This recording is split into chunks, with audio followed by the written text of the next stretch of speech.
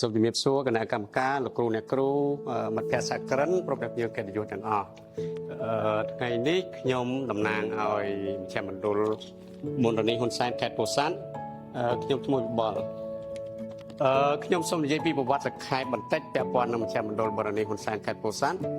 មជ្ឈមណ្ឌលមន្តនីហ៊ុនសែនខេត្តពោធិ៍សាត់បានបង្កើតឡើងនៅក្នុងឆ្នាំ1996ដោយរដ្ឋាភិបាលកម្ពុជាជំនាន់នោះយើងបង្កើតមានចំនួន18កន្លែងទាំងអស់នៅតាមបណ្ដាខេត្ត18ផ្សេងគ្នា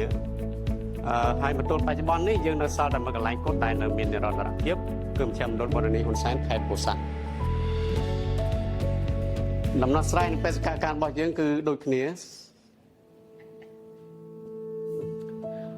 បច្ចុប្បន្ននេះយើងមានអាជីវកម្មជាច្រើនដែលលក់ផលិតផលធ្វើពីកម្មាដូចយើងដែរប៉ុន្តែអ្វីដែលយើងខុសប្លែកពីគេ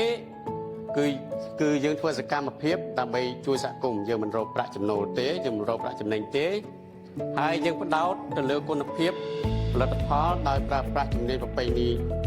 តែមួយគត់ហើយយើងមានឆន្ទៈក្នុងការថែរក្សាជំនាញប្រពៃណីដែលជាកេរដំណែលដូនតាយើង